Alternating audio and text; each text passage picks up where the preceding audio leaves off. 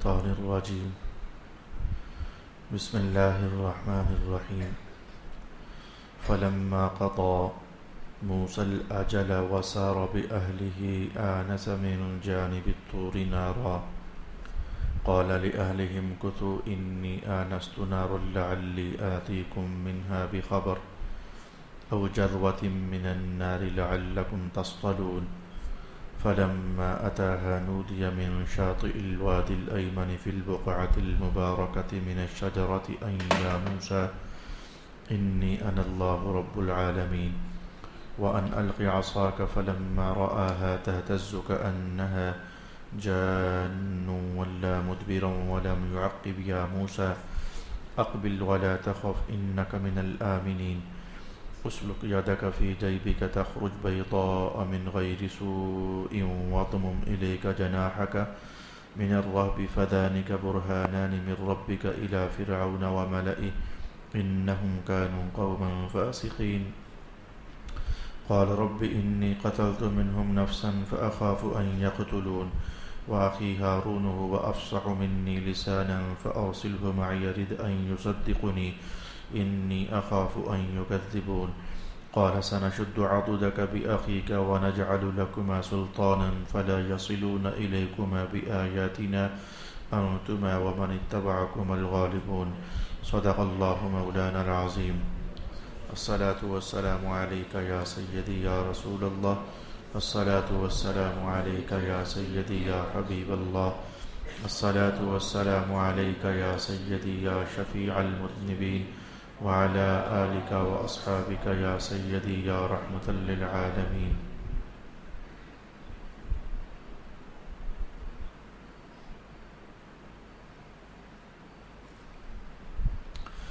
پھر جب موسیٰ نے اجارہ کی میعاد پوری کر دی اور اپنی اہلیہ کے ساتھ روانہ ہوئے تو انہوں نے پہاڑ طور کی جانب ایک آگ دیکھی۔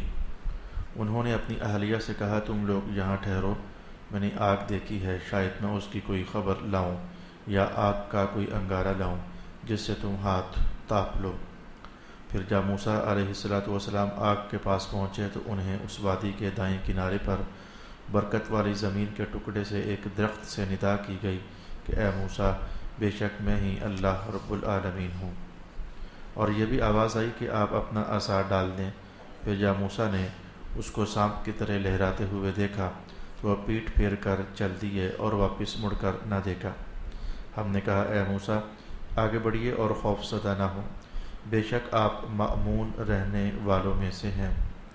آپ اپنا ہاتھ اپنے گریبان میں ڈالیے اور بغیر کسی عیب کے سفید چمکتا ہوا باہر نکلے گا، اور خوف دور کرنے کے لیے اپنے بازو اپنے ساتھ ملا لیں۔ بس آپ کے رب کی طرف سے یہ دو معجزے فرعون اور اس کے درباریوں کی جانب ہیں، بے شک وہ فاسق لوگ ہیں۔ موسیٰ نے کہا اے میرے رب بے شک میرے ہاتھ سے ان کا ایک آدمی قتل ہو گیا تھا، سو مجھے خطرہ ہے کہ وہ مجھے قتل کر دیں گے، اور میرے بھائی ہارون مجھ سے زیادہ روانی سے بولنے والے ہیں، تو ان کو میری مدد کے لیے رسول بنا دے، وہ میری تصدیق کریں گے، کیونکہ مجھے اندیشہ ہے کہ وہ میری تکذیب کریں گے۔ فرمایا ہم عن قریب آپ کے بازو کو آپ کے بھائی کے ساتھ مضبوط کریں گے اور ہم آپ دونوں کو غلبہ عطا کریں گے، سو وہ آپ دونوں تک نہیں پہنچ سکیں گے، ہماری نشانیوں کے سبب سے آپ دونوں اور آپ کے متبعین غالب رہیں گے۔ صدق اللہ مولانا العظیم۔ اللہ رب العالمین کے فضل سے آیہ کریمہ نمبر 29 سے لے کر 35 تک کی تلاوت نصیب ہوئی ہے۔ اللہ تعالیٰ ان آیات کی مضامین آج کی نشست میں سیکھنے اور سمجھنے کی توفیق عطا فرما دے۔ گزشتہ نشست میں گفتگو اس عنوان تک پہنچی تھی کہ حضرت موسیٰ علیہ السلام جناب شعیب علیہ السلام کی خدمت اقدس میں جب پہنچ چکے، سارے واقعات بات چیت گفت و شنید کے بعد آپ کی شادی ہو گئی جناب حضرت شعیب علیہ السلام کی چھوٹی صاحبزادی کے ساتھ۔ 10 سال رہنے کی مدت طے پائی۔ اس پر میں نے 2-3-4 جملے اس عنوان پر کہنا چاہے تھے کہ یہ 10 سال رہنا یہ بطور حق مہر کے نہیں تھا، بلکہ یہ بطور خدمت گزاری کے تھا۔ جناب شعیب پیغمبر علیہ السلام کی خدمت گزاری کے طور پر یہ 10 سال رہنا طے پایا تھا۔ 8 سال کی بات ہوئی تھی، لیکن 10 سال اگر پورے ہو جائیں جیسے میں نے عرض کیا تھا کہ مفسرین نے کہا جناب شعیب علیہ السلام دیکھ رہے تھے کہ وہ کمال جو جناب موسیٰ علیہ السلام کو چاہیے تو وہ 8 جمع 2 10 سال پورے ہوں گے تو اللہ کی طرف سے انہیں میسر ہو جائے گا۔ رسول اللہ علیہ السلام سے پوچھا گیا تھا کہ پھر جناب موسیٰ علیہ السلام 8 سال رہے تھے یا کہ 10 سال رہے تھے؟ پھر میں نے ایک تفصیلی روایت بھی آپ کی خدمت میں کہی تھی، تو آخرکار فیصلہ یہی ثابت ہوا تھا کہ 10 سال کا زمانہ آپ حضرت شعیب علیہ السلام کے پاس رہے تھے۔ 10 سال کا زمانہ والدہ سے دور رہے، 10 سال کا زمانہ والد سے دور رہے، 10 سال کا زمانہ جناب اپنی ہمشیرہ سے دور رہے۔ محبتیں تڑپاتی ہیں۔ کوئی بھی نبی آپ جانتے ہیں نبی ہونے کے باوجود بشری تقاضوں سے خالی نہیں ہوتا۔ جو بشری تقاضے ہوتے ہیں وہ کسی نیک بندے کے ساتھ بھی ہوتے ہیں، جیسے ہم عام انسانوں کے ساتھ بشری تقاضے تو ہوتے ہی ہوتے ہیں، اللہ کے نبیوں کے ساتھ بھی بشری تقاضے ساتھ جڑے ہی ہوتے ہیں۔ والدہ مائدہ کی محبت دل میں بہت موج مار رہی تھی، بہن کو ملنے کا پیار اور امنگ دل میں بیداری پیدا کر رہی تھی۔ والد صاحب کی زیارت ہو جائے یہ شوق جناب موسیٰ علیہ السلام کے پاک دل میں گدگدائیاں لے رہا تھا۔ 10 سال پورے ہوئے تو اس شوق زیارت کی محبت میں اور وفور میں جناب شعیب علیہ السلام کی خدمت میں عرض کرنے لگے کہ اب میں پھر جانا چاہتا ہوں، اب مجھے اجازت عطا فرمائیں۔ شادی ہو چکی ہے تو واپسی کی رخصت کی جب اجازت طلب کی، عجیب الشان واقعہ رونما ہوا۔ میں نے آپ سے کہا تھا کہ جناب شعیب علیہ السلام کی مبارک آنکھیں اللہ تعالیٰ نے ان کی بینائی واپس لے لی ہوئی تھی۔ تو اس حالت میں جناب شعیب علیہ السلام کہتے ہیں کہ موسیٰ آپ جا تو رہے ہیں لیکن آپ جانتے ہیں کہ میری حالت اس وقت بڑی کمزور اور ضعیف ہو چکی ہے، تو کہیں آپ میرے پاس رہ لیں۔ تو کہا نہیں، اب مجھے جانا ہے، مجھے والدہ کی یاد بھی ہے، والد کی یاد بھی ہے، مجھے اب جانا ہے۔ یعنی آپس میں یہ گفتہ شنید ہوئی تو ائمہ تفسیر نے ارشاد کیا، اور میں یہ جو روایت کہنا چاہتا ہوں اسے پڑھنا چاہیں تو روح البیان کے اندر آپ پڑھ سکتے ہیں۔ حضرت شعیب علیہ السلام ناتوانی اور ضعف کی حالت میں اٹھے، اور اس روایت کو توجہ کے ساتھ سننا ہمیں یقیناً فائدہ عطا کرے گا۔ اٹھے اور کہنے لگے اچھا میں آپ کو رخصت کرتا ہوں لیکن میں دیکھ نہیں سکتا ہوں۔ آپ نے اٹھ کر کے یہ کلمات کہے، اللہم بحق ابراہیم، اے اللہ جناب ابراہیم کے طفیل میری بینائی ہی دے دے مجھے، جناب اسماعیل صفی کے طفیل اے اللہ مجھے میری بینائی ہی دے دے، جناب اسماعیل جناب یوسف علیہ السلام کے طفیل یوسف صدیق کے طفیل احمد اللہ تعالیٰ مجھے میری بینائی ہی عطا فرما دے۔ علامہ اسماعیل حقی فرماتے ہیں جب اٹھے تھے تو نگاہوں میں بینائی نہیں تھی، جب یہ دعا ہوئی اور پاک پیغمبروں کا اور جد الانبیاء جناب حضرت ابراہیم علیہ السلام کا واسطہ دے کر کے پیغمبر ہیں تو دعا کرتے ہیں، اللہ تعالیٰ جناب شعیب علیہ السلام کو بینائی واپس عطا فرما دیتا ہے، اور آپ پھر خود باہر تک چھوڑنے آتے ہیں۔ کتنی باتیں سمجھ رہی ہیں، کم از کم دو سمجھ آ گئی نا کہ اللہ کے دربار میں پاکیزہ ہستیوں کا واسطہ ڈال کر کچھ مانگ لینا یہ خود نبیوں کی سنت ہوتی ہے، جناب شعیب علیہ السلام کی سنت مبارکہ ہے۔ اور پھر میں کہتا ہوں کہ پھر اللہ تعالیٰ کی شان بھی یہ ہے وہ اپنے پاکیزہ ہستیوں کا دیا ہوا واسطہ عام طور پر ایسے ہی ہوتا ہے کہ رد نہیں فرماتا ہے۔ تو ہمیں بھی ہم اہل سنت ہونے کے ناطے آپ سے عرض کرنا چاہتا ہوں ہمارا عقیدہ بھی یہی ہے، دینے والا اللہ ہی ہوتا ہے، نوازنے والا اللہ ہی ہوتا ہے، جھولیاں بھرنے والا اللہ ہی ہوتا ہے، مرادیں پوری کرنے والا اللہ ہی ہوتا ہے، لیکن ان پاکیزہ ہستیوں کا واسطہ اگر درمیان میں ڈال لیا جائے تو اللہ تعالیٰ وہی کام جو اس نے شاید بعد میں کرنا ہوتا ہے ان پاکیزہ ہستیوں کی عزت کی خاطر وہ اللہ تعالیٰ جلدی کام فرما دیتا ہے۔ اور اللہ تعالیٰ کا فضل ہوا کہ آج میں ایک اور بات آپ کو یہ کہنے میں کامیاب ہوا کہ اللہ کے فضل سے ہم اہل سنت کا جو عقیدہ ہے اور جو نظریہ ہے وہ قرآن اور سنت کے عین مطابق ہے، اور جو قرآن و سنت کے مطابق نہیں ہے وہ ہمارا عقیدہ بھی نہیں ہے۔ یہ بھی آپ کو میں صاف صاف بتا دوں، ہمیشہ جیسے میں اپنے مسلک کی پاسبانی کی خدمت گزاری کے لیے دلائل تک آپ کی رسائی کرواتا رہتا ہوں، کوشش کرتا رہتا ہوں، ایسے ہی لگے ہاتھوں اہل سنت کے اندر بھی جو جاہل طبقے کے لوگ ہیں، جو عقیدے کی حقیقت کو نہیں سمجھتے ہیں اور خود ہی سے کوئی من گھڑت ایسی بات کہہ ڈالتے ہیں جس کا نہ قرآن سے تعلق ہوتا ہے نہ سنت سے تعلق ہوتا ہے، تو جو قرآن اور سنت کے مطابق نہیں اور صحابہ کے اقوال اور آثار کے مطابق نہیں وہ ہم اہل سنت کا عقیدہ بھی نہیں ہے۔ عقیدہ وہی ہوگا جو قرآن و سنت کے عین مطابق ہوگا۔ تو پاکیزہ ہستیوں کا واسطہ دے کر تو دعا کر لینا، بلکہ سرکار دو عالم علیہ السلام سے بڑھ کر پاکیزہ کون ہوگا؟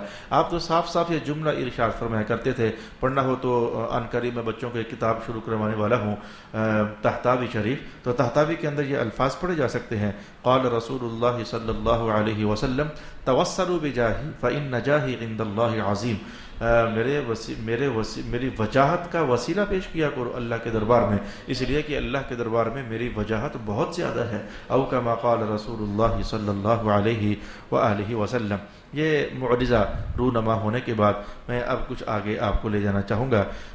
ظہر کا ٹائم بنتا ہے جب جناب موسیٰ علیہ السلام جناب حضرت شعیب علیہ السلام سے رخصتی لیتے ہیں۔ ایک لاٹھی مبارک جو جناب آدم علیہ السلام کی یاد میں سلسلہ بسلسلہ چلی آ رہی تھی، میں نے پچھلی نشست میں آپ کو بیان کیا تھا، اللہ تعالیٰ نے وہ حضرت موسیٰ علیہ السلام کے حصے میں ڈال دی تھی، اور یہی وہ لاٹھی مبارک ہے جس نے ان قریب بس وہ سارا کام کر دینا ہے جو کہ پھر کرنا ہے، جو کہ مسلمانوں کی نگاہوں سے پوشیدہ نہیں ہے، تو ان قریب وہ سارا کام ہونے والا ہے۔ اب اللہ کا کرنا ایسا ہوا، سفر شروع ہو جاتا ہے، تو یقین جانے کہ آج میں بیٹھ کر ان آیات میں غور کرتا ہی رہا، مجھ غریب کو کیا نصیب ہونا ہے، ہم کم عقلوں کو کیا غور و فکر سے نصیب ہوتا ہے، یہ تو دانشوروں کو، داناؤں کو، جن پر اللہ کے نور کی خاص برسات ہو، انہیں اللہ بڑے بڑے انمول ہیرے اور موتی عطا فرماتا ہے، لیکن کم سوچ ہونے کے باوجود میں سوچ بچار کرتا رہا، سوائے ایک بات کی مجھے سمجھ نہیں آ سکی ہے، تو میں ان قریب بتا دیتا ہوں کس بات میں میں سوچ و بچار کرتا رہا۔ سردیوں کا موسم ہے، جناب موسیٰ علیہ السلام اپنی زوجہ محترمہ کو ساتھ لیتے ہیں، اور حضرت زوجہ محترمہ کی حالت یہ ہے کہ بالکل ابھی یا پھر ابھی اللہ تعالیٰ گودی بھرنے والا ہے، کوئی نہ کوئی بچہ یا بچی اللہ پاک نصیب فرمانے والا ہے۔ پھر بیٹا نصیب ہوا تھا جناب موسیٰ علیہ السلام کو، تو 7 کتنی بکریاں ہیں جو جناب شعیب علیہ السلام حضرت موسیٰ کو عطا فرماتے ہیں کہ یہ بکریاں آپ ساتھ لے جائیے، آپ کے کام آئیں گی۔ بکریوں کا ریوڑ ہے، سفر پیدل ہے، زوجہ محترمہ ساتھ ہیں، اور پیٹ میں اللہ کا حکم بالکل پورا ہوا کہ ہوا، اس درجے میں کیفیت بن چکی ہے، اور پیدل سفر ہے، اور سفر طے کرتے کرتے جس راستے سے آپ نے مصر جانا تھا، اللہ نے چاہا، ظاہر ہے کہ آج ایک بہت بڑا کام ہونے والا تھا، اللہ نے چاہا تو جناب موسیٰ علیہ السلام اس راستے کو فراموش کر بیٹھے، کسی اور راستے پر چل پڑے، تو ایسا جب اللہ چاہتا ہے تو پھر ہو جاتا ہے۔ تو پھر وہ راستہ جو ہے وہ جنگل کی طرف جا پڑتا تھا، جنگل میں جا پہنچے، رات پڑ گئی، 2 ہی ہیں، جناب موسیٰ ہے، جناب آپ کی زوجہ محترمہ ہے، بکریوں کا ریوڑ ہے، پیدل سفر ہے۔ میں ماحول ذرا پھر آپ کی نظروں سے کے سامنے سے گزارنا چاہتا ہوں۔ اچانک آندھی طوفان بن جاتی ہے، اور وہ آندھی اور طوفان بارش کے قطرے کی صورت اختیار کر لیتی ہے، چھم چھم چھم چھم برستی بارش ہے، بھیڑ اور بکریاں ساری بھیگ جاتی ہیں، سردی کی ٹھٹھرتی رات ہے، اور میں کہتا ہوں کہ آپ سب بال بچوں والے ہیں، تو ایس سردیوں کی ٹھٹھرتی رات ہو، پاس بستر بھی نہ ہو، اور اللہ کا حکم بھی بالکل پورا ہونے والا ہو، ساتھ کوئی عورت بھی نہ ہو، ایسے میں ایک خاوند کے اوپر انسانی اور بشری تقاضوں کے مطابق کیا کیفیت تعریف ہوتی ہوگی، یہ کتنی مشکل حالات ہیں، اور یہ بندہ بھی کوئی عام بندہ نہیں ہے، جلیل القدر پیغمبر ہیں، جنہیں کلیم اللہ ہونے کا شرف اور مقام حاصل ہے، کوئی عام ہستی تو ہے ہی نہیں ہے اللہ کے، یعنی یہ جناب موسیٰ علیہ السلام کا ہمارے پر بڑا احسان ہے، آپ کو شاید بھول گیا ہے، جناب موسیٰ علیہ السلام کا ہم امت محمدیہ پر بڑا احسان ہے۔ راستے میں معراج سے واپسی پر اگر حضور کی ملاقات جناب موسیٰ سے نہ ہوتی نا، تو جناب موسیٰ ہی تھے، بار بار کہہ رہے تھے سرکار جائیں 50 نمازیں زیادہ ہیں کم کروا لیں، سرکار جائیں 50 زیادہ ہیں کم کروا لیں، سرکار 45 بھی زیادہ ہیں، یا رسول اللہ 40 بھی زیادہ ہیں، 35 بھی زیادہ ہیں، کم کروائیں، 5 تک لے کر آئے تھے۔ تو آپ کو جناب موسیٰ علیہ السلام کا احسان ماننا چاہیے، یہ ان کی بار بار کی ریکویسٹ پر پھر رسول پاک علیہ السلام تشریف لے کر جا رہے ہیں، یعنی اس قدر جلیل المرتبت مقام ہے جناب موسیٰ علیہ السلام کا۔ ایسے میں قرآن حکیم کہتا ہے آنس من جانب الطور نارا، جبکہ ماحول ادھر بنا ہوا ہے تو وہ دور ایک درخت ہے، تو ادھر آپ کو لگتا ہے ایسے ہے کہ جیسے کوئی آگ لگی ہوئی ہے، درخت تو پھر بات کی کہانی ہوئی نا، لگتا ہے جیسے آگ لگی ہوئی ہے، اور اللہ کی شان دیکھو۔ میں آپ کی طبیعت کو تھوڑا سا بیدار کرنا چاہوں گا، برستی بارش ہے اور آگ لگی ہوئی ہے، حیرت ناک واقعہ ہے، سوچی نہیں آپ نے کبھی، یعنی قرآن پاک کا یہ بیان، ارے بھائی ترجمہ پڑھ کے تو چلے جانا آسان ہے، لیکن اللہ کی اسرار و رموز میں اللہ توفیق دے دے تو غور و فکر کرنا حیرت ناک ہے کہ بالکل پڑوس میں آگ، بارش اتنی برس رہی ہو کہ میں کہتا ہوں کہ وہ کپڑے تر بتر ہو جائیں اور بھیڑوں کی اون بھی نچڑنے لگ جائے، اور حال یہ ہے کہ ادھر اللہ تعالیٰ ایک آگ ظاہر فرما رہا ہے، تو موسیٰ علیہ السلام بھی حیرت سے ادھر دیکھتے ہیں اور کہتے ہیں لِأَهْلِهِ، اپنے گھر والوں سے کہا امکثوا، آپ ایسا کریں کہ یہاں رکیں، تو میں بس ابھی آیا، اور یہ دیکھو انی آنست نارا، میں نے آگ دیکھی ہے، تو میں پھر لعلی آتیکم منہا بخبر، یا میں کوئی خبر لاؤں گا یا میں آگ لاؤں گا۔ اچھا، یا میں آگ لاؤں گا، یہ تو بات سمجھ آتی ہے، سردی ہے تو آگ لیں گے، یا میں کوئی خبر لاؤں گا، ترجمے آپ نے پڑھے ہوگا یہ، لیکن یہ خبر لاؤں گا یہ کیا چیز ہے؟ میں آتیکم منہا بخبر او جذبہ، یا میں آگ لے کر آتا ہوں جاتا ہوں اور آگ لے کے آتا ہوں، یا میں کوئی خبر لے کے آتا ہوں یا خبر لے کے آتا ہوں، یہ کیا چیز ہے؟ تو اگر آپ نے غور نہیں کیا، میں آپ کو بتا دیتا ہوں، خبر لانے کا تعلق اس بات کے ساتھ ہے کہ چونکہ راستہ فراموش ہو چکا تھا، جدھر جانا تھا اللہ نے کسی اور طرف ڈال دیا تھا، میں نے یہی سمجھا اور یہی جانا کہ اللہ نے کسی اور طرف ڈال دیا تھا، تو راستہ اللہ نے فراموش کروا دیا ہوا تھا، تو اب آپ محسوس کر گئے کہ راستہ یہ کوئی اور ہے، جدھر سے میں آیا تھا 10 سال پہلے وہ راستہ کوئی اور تھا، یہ راستہ کوئی اور ہے، مجھے ادھر نہیں جانا چاہیے تھا۔ تو آپ اس بات کی طرف اشارہ کر رہے تھے کہ اہلیہ جی ادھر میں نے آگ دیکھی ہے، کوئی بندہ بھی پاس ہوگا، اسے کوئی خبر لاؤں گا، پوچھوں گا اور بھائی مصر کو جانے والا راستہ کون سا ہے؟ یہ خبر کا تعلق اس بات کے ساتھ بنتا ہے، مجھے کوئی خبر مل گئی تو چلو راستہ ہم سیدھے راستے پر چل پڑیں گے، اور اگر خبر نہ مل سکی تو پھر آگ تو میں لے کر آ ہی جاؤں گا۔ لعلکم تصطلون، میں آگ لاتا ہوں تاکہ پھر آپ اس کو سیکو۔ ویسے اگر آپ ناراض نہ ہو جاؤ تو آپ کو سمجھنا چاہیے، آپ کو جاننا چاہیے، اور ناراض ہونا بھی نہیں چاہیے، میں کوئی غلط بات نہیں کہنے لگا ہوں۔ جب ہماری ازواج، ہماری بیویاں خاص کر کے اس کنڈیشن میں ہوتی ہیں تو خاوندوں کو اپنے رویے ذرا مشفقانہ کر لینے چاہیے۔ چلو میں نے بڑا مہذب سا لفظ بول دیا ہے، میں نے چلو آپ کی شان میں گستاخی کرتے ہوئے یہ نہیں کہہ ڈالا کہیں کہ بیویوں کی خدمت کر لینی چاہیے، آپ کی بڑی شان ہے، آپ کی کہیں گستاخی نہ ہو جائے کہ یہ لفظ خدمت میں نے کیا بول دیا، لیکن اتنا تو میں کہہ سکتا ہوں نا کہ اس خاص کیفیت میں تمہاری ازواج کو تمہاری بڑی ضرورت ہوتی ہے۔ جلیل القدر پیغمبر ہیں اور کہتے ہیں آپ یہاں رکے، میں خود آگ لے کر آتا ہوں آپ کے لیے، آپ کو سردی لگ رہی ہے، بارش ہے، میں ابھی آپ کے لیے میں شفقت کا اظہار کر دیتا ہوں۔ تو یہ سبق یاد رکھیے، اپنی ازواج کو ان ایسے مواقع میں شفقتوں سے نوازنا، یہ ایک پیغمبرانہ ادا ہے، ایک پیغمبرانہ سنت ہے جو میں نے آپ کی خدمت میں بیان کر دینا چاہی ہے۔ یقین جانو اے باپ لوگو، یقین جان لیجئے جو بات آج میں آپ سے کہہ رہا ہوں، آپ کا حق شریعت ہے کہ آپ اپنے بچوں کو سکھائیں، لیکن آپ لوگوں نے نہیں سکھائی ہوئی ہیں۔ آپ کے بچے آپ کی بہوؤں کے ساتھ زیادتیاں کرتے ہیں، اور ان کو اس حالت میں جو ان کی پراپر خوراک اور فیڈ ہونی چاہیے وہی میسر نہیں کرتے ہیں، اور ان کے ساتھ ماحول میں سوائے چند ایک گھروں کو نکال دو، مجموعی طور پر جو بیٹیوں کے ساتھ اور بہوؤں کے ساتھ جو ظلم اور زیادتی ہو رہی ہے، اے باپ لوگوں، اے ماں لوگوں، آپ نے اپنے بچوں کو مذہب کا علم نہ سکھا کر، حلال حرام کی پہچان نہ دے کر، یقین جان لیجیے کہ ان کے گناہ میں آپ شریک ہوئے ہیں۔ ہر باپ کی ذمہ داری ہے کہ اپنے بچوں کو حلال حرام سکھائے۔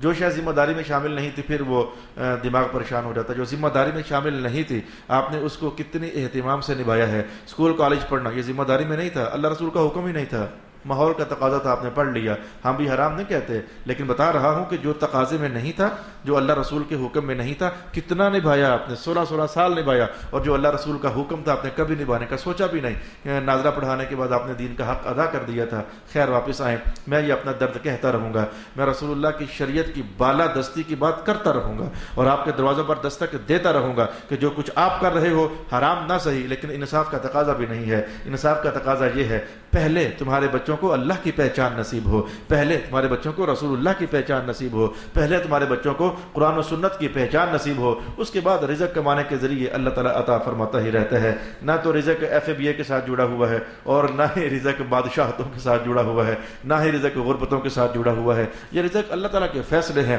وہ ڈڈوں مچھیوں کو بھی تو عطا فرماتا ہے نا، تو ہم انسانوں کو بھلا کیوں عطا نہیں فرمائے گا؟ واپس آ جائیے میرے دوستوں، تو کہا کہ میں ابھی آپ کے لیے آگ لے کر آتا ہوں، تو پھر آپ آگ تاپ لیجئے گا۔ جب وہاں پہنچتے ہیں تو حالات ہی اور ہیں، دیکھتے ہیں درخت ہے، لگ ایسے ہی رہا ہے جیسے آگ لگی ہوئی ہے، لیکن ایک پتا بھی نہیں جل رہا۔ لگ ایسے ہی رہا ہے جیسے آگ ہے، لیکن ایک پتا بھی نہیں جل رہا، اور آگ بڑھتی جا رہی ہے۔ اور ایک بار تو یہ بھی آپ کے ساتھ ہوا، جب آپ اس آگ سے قریب ہوئے تو جیسے ہم نہیں، میں کہتا ہوں قریب ترین کا مشاہدہ کر لو، فیصل مسجد جاؤ تو لگتا ہے یہ سامنے ہی ہے، تھوڑا کو اور جاؤ تو لگتا ہے پھر بھی سامنے ہی ہے، وہ اور لگتا ہے دور ہو گئی ہے۔ یہ قریب ترین کا مشاہدہ، یہ چاند کے ساتھ چلو، یہ سورج کے ساتھ لگتا ہے یہ ساتھ قریب ہی ہے، لیکن وہ ساتھ ساتھ لگتا ہے جیسے دور ہوتا چلا جا رہا ہے۔ اب آگ سے قریب ہوئے تو یوں لگے جیسے آگ تھوڑی سی دور ہو گئی ہے، اب اور بڑے تو ذرا اور دور ہو گئی ہے۔ اللہ تعالیٰ عن قریب ایک بہت بڑی عزت سے نوازنے والا تھا، اس کے لیے تھوڑی سی مشقت کروائی جا رہی ہے، اس کے لیے ذرا طلب بیدار کروائی جا رہی ہے، آگ سے قریب ہونے کے لیے جستجو تیز سے تیز تر ہوتی چلی جا رہی ہے۔ فلما اتاها نودي من شاطئ الوادي الايمن في البقعه المباركه من الشجره ان يا موسى، جب بالکل قریب ہو ہی جاتے ہیں آخرکار، جب بالکل قریب ہو ہی جاتے ہیں آخرکار، تو اس درخت میں سے آواز آتی ہے، انی انا اللہ، میں تو رب ہوں، یہ آگ نہیں ہے، میں تو رب ہوں، انا اللہ رب العالمین، میں تو سب جہانوں کا پروردگار ہوں، میں تو رب ہوں۔ جناب موسیٰ علیہ السلام کے دل میں اللہ خود ہی، ائمہ تفسیر نے بحث کی ہے کہ یہ آواز سن کر جناب موسیٰ علیہ السلام کو شک پڑا کہ نہ پڑا کہ یہ آواز واقعی اللہ کی طرف سے ہے جو میں محسوس کر رہا ہوں یا شیطان نے کوئی وسوسہ ڈالا ہے؟ رب کائنات نے خود سب سے پہلے یقین محکم جناب موسیٰ علیہ السلام کو عطا فرما دیا، یہ شیطان کی آواز نہیں ہے، یہ واقعی اللہ کی طرف سے آواز ہے۔ میں نے یہ نہیں کہا اللہ کی آواز ہے، میں نے کہا اللہ کی طرف سے آواز ہے، اللہ کی آواز اور اللہ کی طرف سے آواز۔ ذرا دانائی سے کام لینا چاہیے۔ اہل سنت کا مشرب، اہل سنت کا مسلک، اہل سنت کا عقیدہ میں کئی بار آپ کو بتا چکا ہوں۔ اللہ کا جو کلام ہے، آج میں بس اختصار سے 2 جملے ہی بولوں گا اپنی امانت کی ادائیگی کے لیے۔ اللہ کا جو کلام ہے اس میں آواز نہیں ہے، اس میں حرف نہیں ہے، اس میں لہجہ نہیں ہے، اس میں صوت نہیں ہے، اس میں مخارج نہیں ہے، کیونکہ یہ ساری چیزیں جسم کی محتاج ہیں اور اللہ تعالیٰ ان سب چیزوں کا محتاج نہیں ہے۔ تو بغیر آواز کے وہ کلام القاء ہو جاتا تھا جناب جبریل پر۔ جناب جبریل کے پاس جب وہ کلام پہنچتا تھا، آپ کو اللہ قدرت عطا فرماتا، وہ خاموش کلام جو آپ کے پاس پہنچ چکا ہوتا تھا، جب حضور کی خدمت میں حاضر ہوتے تو اسے الفاظ کی صورت میں تعبیر فرما دیا کرتے تھے۔ جو ایسے کوئی آواز تھی اللہ نے پیدا فرما دی، آواز اللہ نے پیدا فرما دی، اللہ کی آواز نہیں تھی، آواز اللہ نے پیدا فرما دی تھی اللہ کی طرف سے۔ آپ اس کو یوں سمجھ سکتے ہیں کہ جیسے بول میں اس مائک میں رہا ہوں لیکن ان ڈبوں سے آپ کو آواز آ رہی ہے، یہ ڈبوں کی آواز نہیں، آواز کہیں پیچھے اور سے آ رہی ہے، محسوس ہو رہا ہے آپ کو۔ یہ اچانک مجھے خیال آ گیا کہ میں اسے کیسے بتاؤں کہ آواز کہیں اور سے تھی لیکن نکل درخت میں سے رہی تھی، تو میں نے اس کو جلدی سے آپ کے سامنے کہہ دیا کہ آپ کو آواز ادھر سے آ رہی ہے لیکن بولنے والا کہیں اور ہے۔ تو اللہ تعالیٰ نے آواز دی کہ انی انا اللہ رب العالمین۔ اس موقع پر پھر رسول پاک صلی اللہ علیہ وآلہ وسلم ارشاد فرماتے ہیں کہ اللہ تعالیٰ نے جناب موسیٰ علیہ السلام کو فرمایا کہ آپ کو ہم نے مقام نبوت پر فائز فرما دیا ہوا ہے، اب آپ اعلان نبوت کریں، فرعون کی طرف جائیں، ان کو جا کر سمجھائیں، انہوں نے بڑی سرکشی مچائی ہوئی ہے۔ یہ جو الفاظ میں نے آپ کو سنائے ہیں، آج میں آپ کو مفسرات القرآن، ایک ہوتا ہے مفسر القرآن، وہ تو مرد ہوتے ہیں نا، مفسرات القرآن جناب سیدہ عائشہ کا ایک استنباط بتانا چاہتا ہوں۔ سب کو لذت مند کرے گا لیکن اصحاب طلب کو ذرا کچھ زیادہ ہی لذت عطا کرے گا۔ تصویر آپ کے سامنے آ گئی کہ جناب موسیٰ علیہ السلام اہلیہ کو چھوڑ کر آئے ہیں، آئے کس لیے ہیں کہ آگ ملے گی، کو کہہ کر رہے ہیں میں آگ لینے جا رہا ہوں، لیکن آگ تو کیا ملنی تھی، یہاں اللہ کا نور کی تجلی مل رہی ہے، یہاں منصب نبوت کا عظیم الشان ذمہ داری مل رہی ہے۔ آگ لینے جا رہا ہوں، یہ تو بہت کم چیز تھی، ماحول بنا رہا ہوں، بہت کم چیز تھی، میں آگ لینے جا رہا ہوں، یہ تو بہت کم طلب تھی، بہت کم چیز تھی، لیکن آگے سے مل کر گیا، نبوت کا تاج سر پر رکھ دیا گیا، یہ تو بہت بڑی چیز تھی۔ الوہیت کے بعد سب سے بڑا مقام نبوت ہی کا تو ہے، لینے گئے تھے آگ، چھوٹی سی چیز تھی، مل گئی نبوت۔ جناب عائشہ فرماتی ہیں اللہ اکبر، یہ ہر دل کی کہانی ہے، اماں جان نے ہر دل کی کہانی بولی ہے، ہر انسان کی کہانی بولی ہے۔ مفسرات القرآن نے جو حضور سے تفسیر جانی تھی اس کی روشنی میں ارشاد فرماتی ہے، لوگوں سمجھ آئی ہے تم اللہ سے جو طلب کرتے ہو وہ تو بہت کم ہوتا ہے، اللہ کی شان ہے جب وہ دیتا ہے تمہاری طلب سے بہت بڑھا کر تمہیں عطا فرماتا ہے۔ میں بڑا خوش ہو گیا۔ میں یہ سبق یہ کسی امام راضی کا نہیں ہے یا علامہ قرطبی کا نہیں ہے، ہماری اماں جان کا ہے، جنہوں نے ڈائریکٹ فیض پایا رسول پاک صلی اللہ علیہ وآلہ وسلم سے۔ یہ اللہ ہی کی شان ہے کہ تم اپنی طرف سے جو بہت کچھ بھی مانگ رہے ہوتے ہو نا، اللہ کی عطاؤں کے سامنے وہ تھوڑا سا ہوتا ہے۔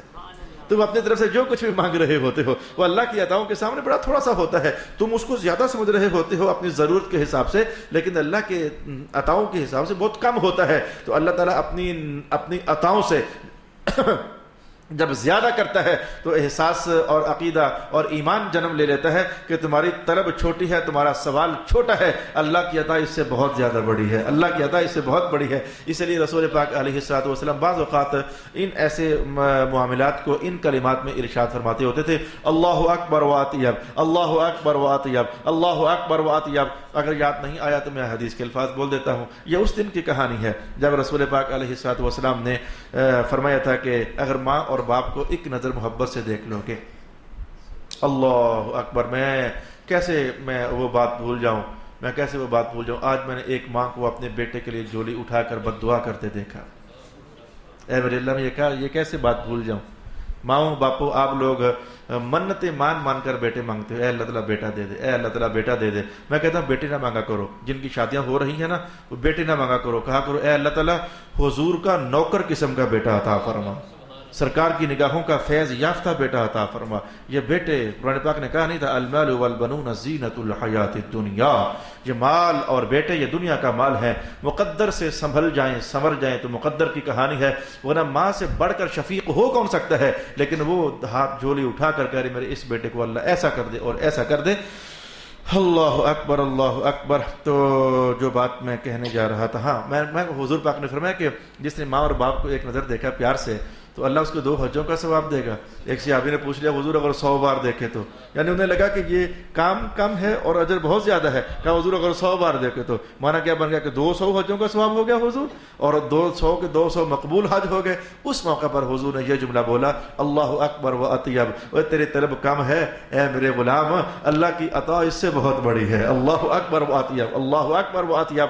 میرا خیال ہے کہ عنوان پختہ ہوا، سمجھ آئی. یہ سمجھ آنے کے بعد میں کہنے جو یار آتا جو تھوڑی دیر پہلے میں نے جملے بولے تھے یار، میں سوچتا رہا مجھے سمجھ نہیں آئی. آخر کار سمجھ یہی آئی ہے کہ اللہ تعالیٰ، اور اس کو قرطبی نے بیان کیا، اسماعیل حقی نے بیان کیا کہ اللہ تعالیٰ نے ہر مقام، بس جملہ جو مجھے اس وقت اللہ تعالیٰ میرے دل میں ڈال رہا ہے وہی آپ کے سامنے بول دیتا ہوں. مجھے نہیں پتا کہ وزن پر پورا اترتا ہے کہ نہیں. اللہ نے ہر ترقی اور ہر مقام تک پہنچنے کا راستہ مشکلات سے گزار کر ہی بنایا ہوا ہے. مشکلوں کی بھٹیوں سے جب تک گزر نہیں جاتے ہو نا، اس وقت تک کسی مقام پر پہنچ نہیں سکتے ہو. اور اقبال نے یہ شاید کسی موقع پر یہی کہا تھا اپنے سر سے. سر نے کہا اقبال لیٹ آئے ہو؟ کہا اقبال لیٹ ہی آتا ہوتا ہے. سر نے تو وہ جسم مراد لیا تھا کہ جناب آپ کیوں لیٹ آئے ہیں. اسٹوڈنٹ سے پوچھا آپ کا وجود کیوں لیٹ آیا ہے؟ انہوں نے کوئی اور معنی بیان کر دی. اقبال جو ہے نا، اقبال جو بلندی ہے وہ لیٹ ہی آتی ہوتی ہے، ایک دم سے نہیں آتی ہوتی ہے. انہوں نے کسی اور طرف معنی کو پھیر دیا تھا. تو ہمیشہ کسی بھی ترقی کے لیے قرآن کا دستور ہے ان مع العسر یسرا، تمہیں کسی مشکل سے گزرنا ہی پڑے گا. یسر کی منزل، ترقی کی منزل یا کسی مشقت کے بعد ہی اللہ نے رکھی ہوتی ہے، یا کسی محنت کے بعد ہی اللہ نے رکھی ہوتی ہے. بغیر محنت کے جو لوگ کچھ ایک دم سے پا لیتے ہیں وہ ناقدر ہوتے ہیں اور بے قدر ہوتے ہیں اور ناقدر شناس ہوتے ہیں. اس لیے باپ محنتی تھا، بھلے کروڑوں کی جائیداد چھوڑ کر مر جائے، بیٹے کو ایک دم سے ملی ہے وہ اس کی قدر نہیں کرے گا، اس لیے کہ اس نے مشقت نہیں جھیلی ہے. مشقت جھیل کر کے جو شے میسر ہوا کرتی ہے وہ بندے کی ترقی کا راز ہوا کرتی ہے. تو میں کہتا ہوں کہ ہمیشہ ہمیشہ ہمیشہ ہمیشہ آپ اپنی زندگیوں میں دیکھیں گے تو آپ کو یہی نظر آئے گا، اور اکابر اولیاء کی زندگی میں دیکھو گے وہاں بھی یہی نظر آئے گا. بلکہ انبیاء کی حیات اقدس میں آپ نظر ڈالو گے تو آپ کو وہاں بھی یہی روشنیاں بکھرتی ہوئی نظر آئیں گی. فلما اتاہ نودی، مجھے جناب حضرت عبداللہ ابن مسعود رضی اللہ تعالی عنہ کا وہ شوق سفر یاد پڑتا ہے. آپ نے ایک موقع پر کہا تھا وہ جو جناب موسیٰ علیہ السلام کا درخت نہیں تھا جہاں سے آواز آئی تھی ہم اللہ بول رہے ہیں، آپ کہتے ہیں مجھے ایک بار شوق پیدا ہوا دیکھنے نہ جاؤں. ایک بار مجھے شوق پیدا ہوا میں دیکھنے نہ جاؤں. جناب عبداللہ ابن مسعود، اور جناب عبداللہ ابن مسعود وہ صحابی ہیں، سب صحابہ سبحان اللہ سبحان اللہ سبحان اللہ، لیکن حضرت امام اعظم ابو حنیفہ رحمۃ اللہ تعالی علیہ کی سند میں کثیر طور پر جناب عبداللہ ابن مسعود آتے ہیں. جناب ابو حنیفہ حماد سے نقل کرتے ہیں روایت، وہ ابراہیم نخعی سے نقل کرتے ہیں، وہ علقمہ سے نقل کرتے ہیں، وہ حدیث جناب عبداللہ ابن مسعود سے لاتے ہیں، اور جناب عبداللہ ابن مسعود وہ حدیث رسول اللہ سے لا رہے ہوتے ہیں. تو جناب امام اعظم کی جو سند ہے حدیث کی ان میں کثیر طور پر جناب عبداللہ ابن مسعود آتے ہیں. اور یہ عبداللہ ابن مسعود وہ صحابی ہیں جن کے بارے میں سرکار دو عالم علیہ الصلوۃ والسلام نے یہ جملہ ارشاد فرمایا تھا کہ میرے جانے کے بعد میرا یہ عبداللہ تمہیں جو شے بھی جیسے بھی دے لے لینا، اس کی دی ہوئی ہر شے ٹھیک ہوگی. یعنی ان کے مسائل ان کی وہ لائی ہوئی شے ٹھیک ہوگی. تو اس لیے امام اعظم کا معاملہ بڑا راہ راست پر ہے. آپ نے صحابہ سے کثیر فیض. اچھا خیر میں اس وقت تو میں ادھر آنا چاہوں گا. جناب عبداللہ بن مسعود کہتے ہیں مجھے شوق ہوا وہ درخت دیکھوں نا، میں نے اونٹ لیا اور میں ایک جملہ بتانے لگا. یار اہل سنت اللہ تعالیٰ کا لاکھ شکر ہے یہ جملہ مجھے پڑھنا نصیب ہو گیا. میں آپ کو ایک جملہ بتانے لگا ہوں. آپ کو پتہ ہے کہ آپ لوگوں کو آپ کے پیر فقیر استاد مشائخ وغیرہ بڑے اکابر کہتے ہیں اے پتر وظیفہ پڑھیں، اول آخر درود شریف پڑھیں. یہ جو اول آخر درود پاک ہے اس کی آپ کو اصل بتاؤں، اول آخر درود پاک پڑھیں. میں بڑا خوش ہوں آج میرے پاس اس کی اصل موجود ہے. ویسے تو کوئی حرج نہیں تھا، یعنی یہ اصل نہ بھی ہوتی تو کوئی حرج نہیں تھا. سرکار کا نام ہے، ہر مشکل کام میں شروع میں پڑھو اللہ برکت ہی نصیب فرماتا ہے. لیکن جناب عبداللہ بن مسعود فرماتے ہیں میں نے پڑھا درود و سلام اور بیٹھ کے اونٹ پر پھر یعنی یہ ہے میں نے جانا درخت کو دیکھنے ہے لیکن میں نے پڑھا پھر درود و سلام اور بیٹھ کے پھر اونٹ پر. اور آگے جا کر پھر کہتے ہیں میں نے پھر پڑھا درود و سلام اور درخت. میں آگے جا کر بتاتا ہوں آپ کو. تو میں ایک دن مسلسل چلتا رہا اور ایک ایک رات مسلسل چلتا رہا اونٹ پر، اور چلتے چلتے چلتے جب میرے وہ پتے کے مطابق جب میں اس درخت کے پاس پہنچا، بڑا شوق ہوا، کہتے میں قریب سے گیا تو ببول کا درخت تھا، ککر کا درخت تھا، اور ایسی ہریالی کہ سبحان اللہ۔ جناب عبداللہ ابن مسعود کہتے ہیں میں اتنی دور سے ذوق زیارت لے کر آیا تھا تو ایسی ہریالی کہ سبحان اللہ۔ میں نے کہا کہ چل میری اونٹنی بھوکی ہے، ایک دن اور ایک رات سے کچھ کھایا نہیں ہے، چلو میں نے پڑھا درود و سلام اور کہا کھا لے میں نے پڑھا درود و سلام اور اس کو چھوڑ دیا کہ 2 پتے کھا لے، لیکن فرماتے ہیں کہ حیرت ناک ہو گیا، میری اونٹنی نے وہ پتے منہ میں ڈالے، چبائے، لیکن وہ نگل نہیں سک رہی تھی۔ اللہ تعالیٰ راز جانتا ہے کیا راز تھا، وہ نگل نہیں سک رہی تھی اور پھر نگل نہ سکی، آخرکار اس نے وہ پتے پھینکے تو میں نے پڑھا درود و سلام اور واپس چل پڑا۔ میں کہتا ہوں یہ اس جملے سے مجھے بڑا لذت آ رہی ہے، میں نے پڑھا درود و سلام اور اونٹنی پر بیٹھ گیا، میں نے پڑھا درود و سلام اور اونٹنی کو چھوڑ دیا، اور جب میرا وہ زیارت کا شوق پیاس میری بجھی تو میں نے پڑھا درود و سلام اور واپس چل پڑا۔ یعنی یہ جو ہے نا کہ اول بھی درود و سلام وہ یار وہ تو پڑھنا ہی چاہیے، اللہ کا نام تو لینا ہی چاہیے نا، بسم اللہ الرحمن الرحیم، وہ تو رسول اللہ فرما کر گئے ہیں کل امر ذی بال لم یبدأ بسم اللہ فهو ابتر، جو اچھا کام بھی کرو تو بسم اللہ شریف پڑھا کرو ورنہ برکت رک جاتی ہے، وہ تو پڑھنی ہی پڑھنی ہے۔ لیکن اس کے بعد جو ہم اہل سنت یہ کہتے ہیں کہ اول آخر درود و سلام پڑھ لیا کرو، میں کہتا ہوں کہ اس کی اصل کے طور پر جناب عبداللہ ابن مسعود کا یہ عمل مبارک سمجھا جا سکتا ہے اور جانا جا سکتا ہے۔ آج میں رک کر کے تو آپ کو آج میں تفسیر کی کیا باریک نظر ہوتی ہے، کیا باریک نظر ہوتی ہے، کیا باریک نظر ہوتی ہے، سبحان اللہ۔ ہم جیسے لوگ ان کو پڑھ کر تو اپنا ایمان کا رانجہ راضی کرتے رہتے ہیں اور کہتے ہیں اے اللہ تعالیٰ اگر یہ قدسی صفات لوگ تو نے پیدا نہ کیے ہوتے تو اللہ کی قسم ہم قرآن پاک کو صحیح سمجھ نہ سکتے۔ یہ اللہ نے بڑی مہربانی فرمائی ہے، ایسے عمدہ ترین لوگ پیدا کیے ہیں۔ بات تو ادھر سے پہلے سپارے کی ہوتی ہے، ادھر سے 30ویں سپارے کی ہوتی ہے، تو یہ سمجھاتے ہیں تمہیں بھول گئی ہوگی لیکن آؤ تمہیں یاد کراؤں، 30ویں سپارے میں یہ لکھا ہوا، پہلے میں یہ لکھا ہوا تھا، 22ویں میں یہ لکھا ہوا تھا، 18ویں میں یہ لکھا ہوا تھا، ملا کر کے ایسا عظیم الشان عنوان سمجھا دیتے ہیں، جب بندہ سمجھ کر فارغ ہوتا ہے تو ہمارے خوشی سے اچھل پڑتا ہے سبحان اللہ، یہ کیا مضمون آپ نے بیان کر دیا ہے۔ یہ میں نے کیوں جملے بولے ہیں؟ میں نے کہا کہ اس سے پہلے آپ کو میں نے یہ بات تو بتائی ہوئی ہے، اپنی تحقیق سے نہیں، مفسرین کی تحقیق سے یہ بات تو میں نے آپ کو اس سے پہلے بتائی ہوئی ہے کہ موسیٰ علیہ السلام کی معراج کوہ طور پر ہوئی، رسول اللہ کی معراج وہ پتہ نہیں کدھر ہوئی، مجھے نہیں پتا کدھر ہوئی، آسمان شاسمان سارے نیچے رہ گئے تھے، یہ معاملہ اللہ کے خاص دربار کا ہے، ادھر ہوئی، تو مجھے جگہ مجھے نہیں پتا کون سی ہے جہاں حضور کی معراج ہوئی، لیکن یہ پتا کہ آسمانوں سے اوپر ہوئی۔ یہ جملے آپ جان چکے ہو، آپ خوش بھی ہو چکے ہو، واہ ہمارے سرکار کی کیا شان ہے، جناب موسیٰ کی معراج زمین پر ہی ہے اور حضور کی معراج وہ آسمانوں سے بھی اوپر ہے، جان چکے ہو۔ لیکن علامہ حقی کہتے ہیں کہ آج میں تمہیں یہ نہ بتاؤں کہ جناب موسیٰ علیہ السلام کو جب معراج ہوتی ہے تو اللہ سے جو باتیں ہوتی ہیں وہ باتیں کیا ہیں، اور جب رسول اللہ کی معراج ہوتی ہے تو ان میں وہ باتیں کیا ہیں۔ کہتے ہیں ذرا ان باتوں کو ذرا عنوان تو سمجھو، ان باتوں کا ذرا مضمون تو سمجھو۔ میں کہتا ہوں ساری نہ بھی سناؤں یار، ایک حوالہ ہی دے دوں تو آپ کو 6 مہینے خوش رکھنے کے لیے کافی ہے۔ میں ذرا تمہیں وہ باتیں نہ سنا دوں، جناب علامہ حقی کہتے ہیں میں تمہیں وہ تھوڑی باتیں نہ سنا دوں، کافی باتیں ہیں، کافی باتیں ہیں لیکن تھوڑی سی باتیں، اچھا ان میں سے 2 باتیں جو قرآن پاک میں لکھی ہوئی ہیں۔ سمجھتے ہیں کہ رب کائنات نے کہا یہ کہنے کے بعد ان اللہ رب العالمین، میں رب ہوں سب جہانوں کا، تو اگلی باتیں پتہ کیا ہوئیں؟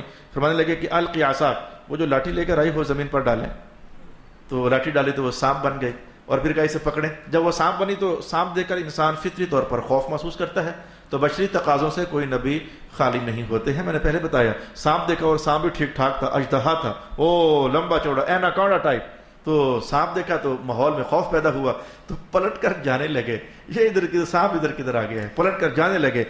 یہ دیکھیں واللہ مدبرا، قرآن پاک کے الفاظ ہیں، پلٹ کر جانے لگے، ولم یعقب، اور مڑ کر ایک بار بھی نہ دیکھا یہ پیچھے ہے کیا، ایک بار بھی نہ دیکھا، چلنے لگے مڑ کر۔ آواز آئی یا موسیٰ اقبل ولا تخف، وہ پیارے کدھر جا رہے ہو، واپس پلٹ کر آؤ، یہ آپ کی قوت ہے، یہ آپ کی طاقت ہے، یہ ہم نے آپ کو معجزہ عطا فرمانا ہے، اس کے منہ میں ہاتھ ڈال کر پکڑ لیں اسے۔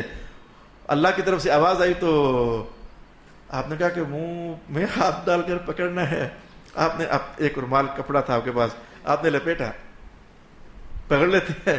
فرشتہ بھی جو آیا رب کائنات نے، فرشتے نے آ کر کہا اللہ تعالیٰ فرما رہا ہے کہ اگر اس نے کاٹنا ہی ہے تو یہ رومال آپ کو بچا لے گا۔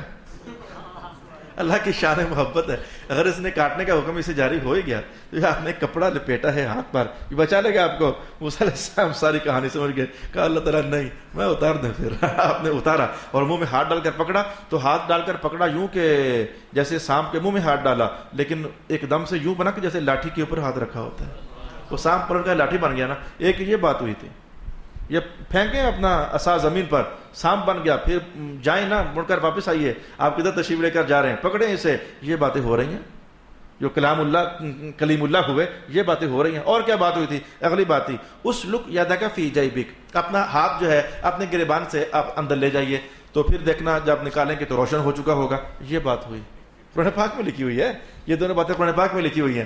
تو باتیں ساری باتوں میں سے دو کی باتیں آپ نے جان لی. رب کائنات یہ باتیں فرما رہا تھا اپنے کلیم سے. لاٹھی پھینکے، سانپ بن گیا، جانا نہیں ہے، آپ خوف محسوس نہ کریں، پکڑیں اسے. یہ بات ہوئی. اور کیا بات ہوئی؟ اچھا، اور یہ بات ہوئی کہ اپنا ہاتھ بغل میں ڈالیے، گریبان میں اندر لے کر جائیے، روشن ہو جائے گا، تو پھر آپ خوف محسوس نہیں کرنا. اگر خوف محسوس ہو تو تیسری بات بھی قرآن نے کہی ہے. اگلی بات یہ ہے کہ وَضْمُمْ إِلَيْكَ جَنَاحَكَ مِنَ الرَّهْبِ، اگر ماحول میں خوف محسوس کرو کہ یہ ہاتھ کو کیا ہو گیا ہے، تو ہاتھوں کو ایسے کر لینا، ہاتھوں کو باندھ لینا، خوف ختم ہو جائے گا. یہ آج بھی یہ تجربہ ہے. اگر خوف کے ماحول میں آپ کہیں ہو نا، تو انسان ایک بار ایسا کر لیتا ہے، یعنی خوف کے ماحول میں فطری طور پر انسان اپنے بازو ایسے باندھ لیتا ہے سینے پر، اور ایسا کرنے سے اللہ تعالیٰ خوف ختم فرما دیتا ہے. یہ آپ کو قرآنی نسخہ بتا رہا ہوں. اچھا، یہ تین باتیں میں نے آپ کے سامنے کہیں. حقی کہتے ہیں کہ ذرا آپ کو بتاؤں کہ حضور پاک نے جو اللہ سے باتیں کی، وہ باتیں کیا تھیں؟ بہت ساری باتیں ہیں بھائی. ایک جھلک ہی بتانی ہے نا، ایک نقشہ ہی بتانا ہے کہ کلیم اللہ میں اور حبیب اللہ میں کیا فرق ہے مقامات کا. رب کائنات کی وہاں حضور تشریف لے کر جاتے ہیں، تو یہ جو آپ نمازوں میں پڑھتے ہو، التحیات للہ والصلوات والطیبات والسلام علیک ایھا النبی، یہ السلام علیک ایھا النبی، پتہ ہے کیا چیز ہے؟ جب حضور معراج پر تشریف لے کر گئے تھے تو رب کائنات نے حضور کو اپنی شان رحمت کے ساتھ یوں ویلکم کہا تھا، السلام علیک ایھا النبی. اللہ کے نبی تشریف لے آئے ہیں، آپ پر اللہ کی طرف سے سلامتی ہو جائے.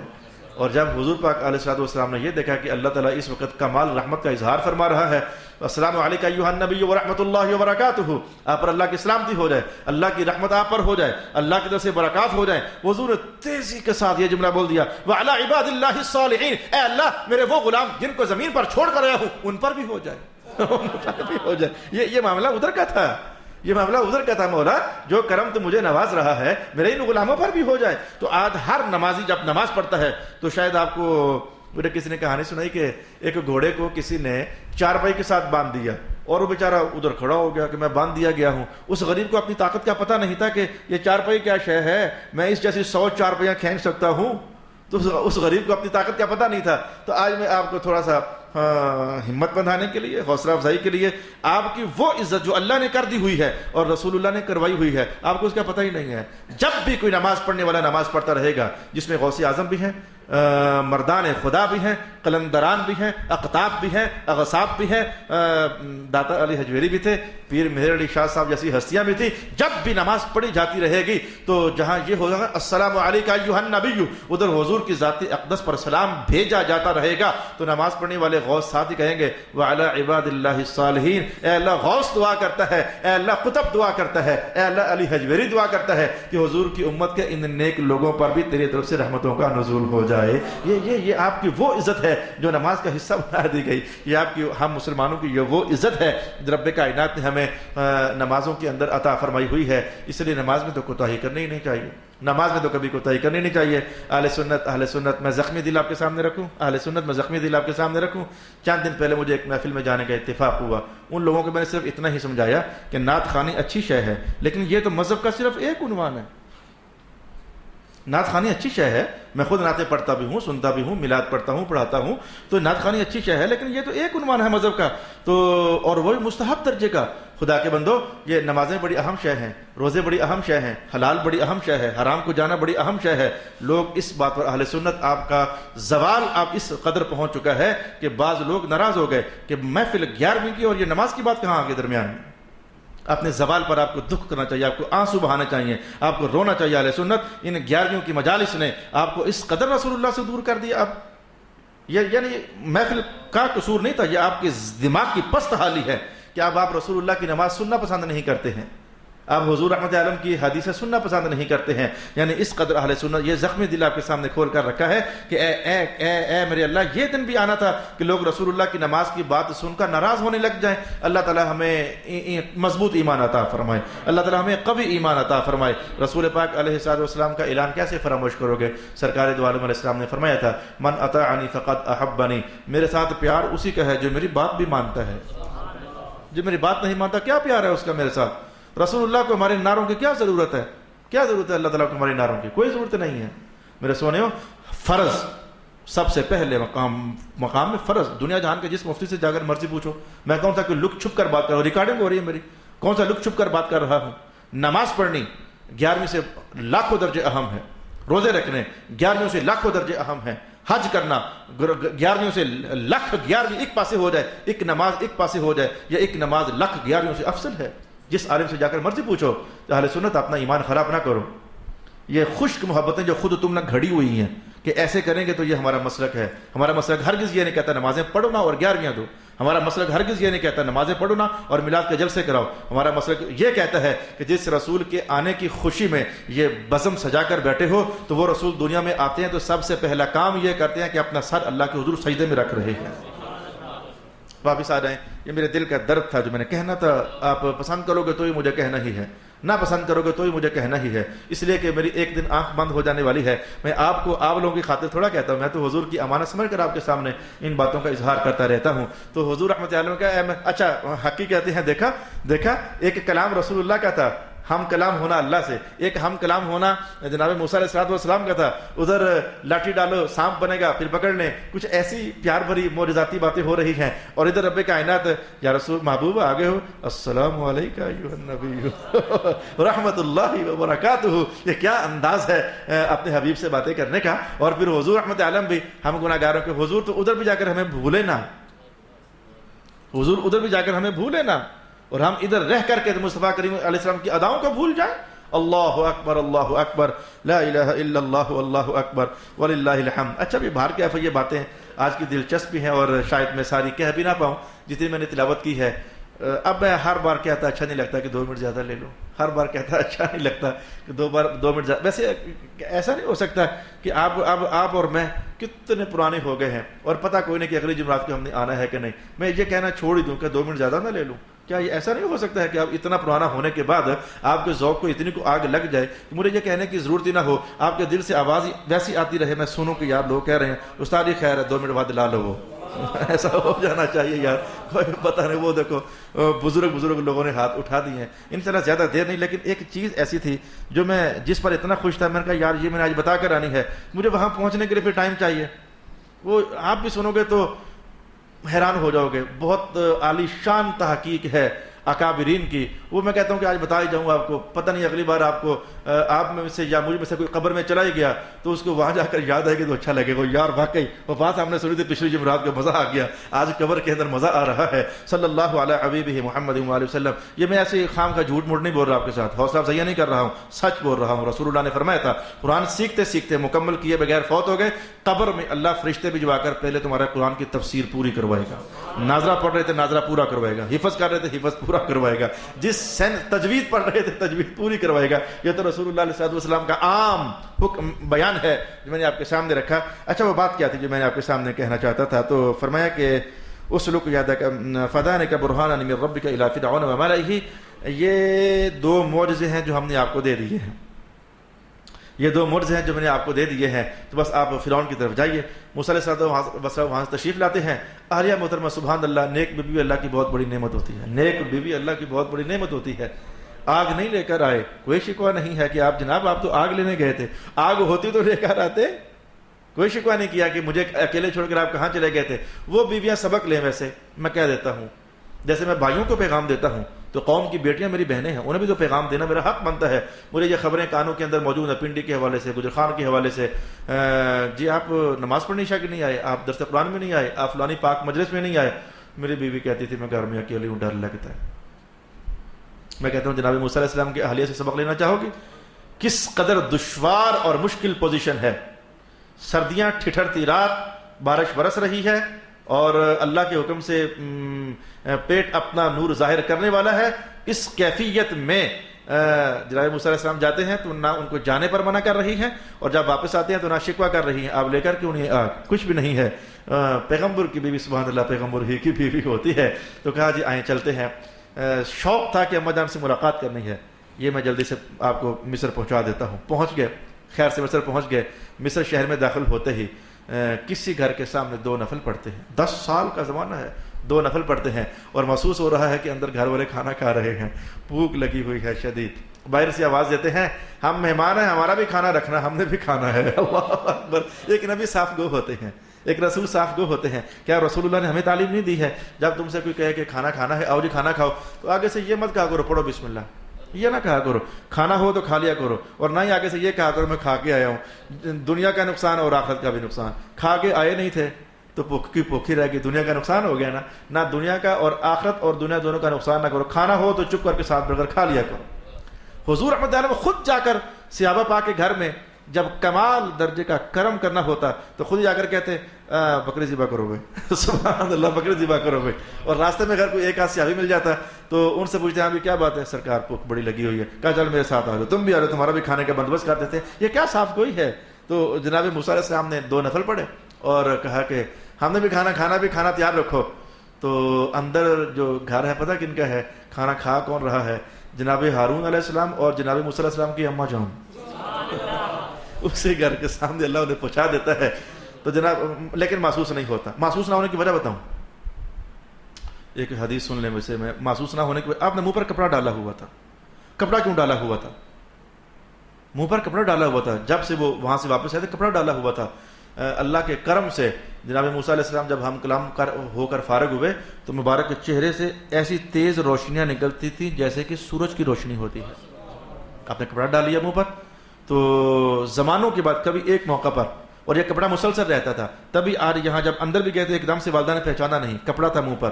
ایک زمانے کے بعد کہیں اہلیہ نے کہا جب سے آپ وہ آگ لینے گئے تھے پھر کپڑا منہ پر رکھا ہوا، یہ کیا ہے، آپ کپڑا ہٹاتے کیوں نہیں ہے؟ کہا اگر کہتی ہو تو ہٹا دیتے۔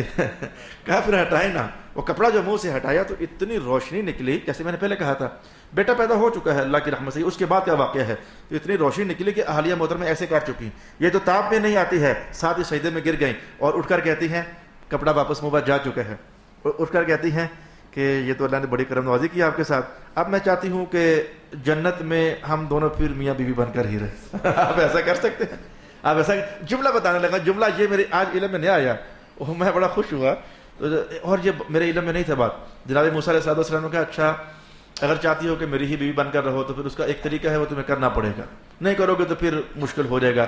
اللہ پاک نے جنت کا دستور یہ بنایا ہوا ہے کہ کسی بھی عورت کا جو آخری خامند ہوتا ہے نا جنت میں وہ اسی کے ساتھ رہے گی۔ کسی بھی بیوی کا جو آخری خامند ہوتا ہے، مثلا ایک بیوی ہے اس نے شادی کی، میاں فوت ہو گیا یا اس نے طلاق دے دی، پھر کسی اور جگہ شادی ہو گئی، اگر یہ سارے مل ملا کر جنت میں چلے جاتے ہیں وہ کس کو ملے گی؟ بیوی۔ جناب موسیٰ علیہ السلام نے کہا کہ وہ جو آخری خامند ہے اسے ملے گی۔